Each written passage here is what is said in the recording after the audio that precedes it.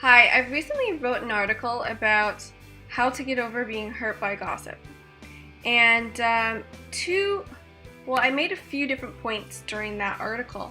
But the two important points that I'd like to talk about today are taking a step back. That's the first thing. Once you feel like you're being hurt by gossip or someone's actually gossiping about you and it's hurtful, the first thing to do would be just to take a step back. Some of us like to react immediately, and that's a natural response to respond to something that you feel is a threat.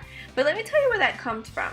There's something called the fight or flight response. So you either fight or you flee. And that actually comes from prehistoric times when we as human beings, if there was a threat in our immediate area or we saw a threat coming, we could either fight or flee. That's an internal instinct. And the reason why we had to fight or flee and we had to do this immediately is because we could have actually died.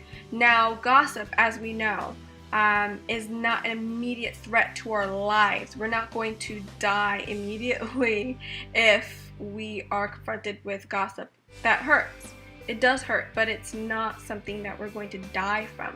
So just knowing where that response comes from, it's absolutely natural for us to feel that feeling where we need to respond immediately to something that is a threat in our environment, but we don't necessarily have to respond to it immediately. We can take a step back. The second point was to prepare to make a decision. Now, I say prepared to make a decision because we can decide to either confront this, we can decide to make a statement against it, we can decide to totally ignore it. Even if you decide to totally ignore it, you still need to prepare to make that decision. And also, you need to prepare something to say. And when you take that step back, you can definitely think of what you would like to say. That's pretty much it.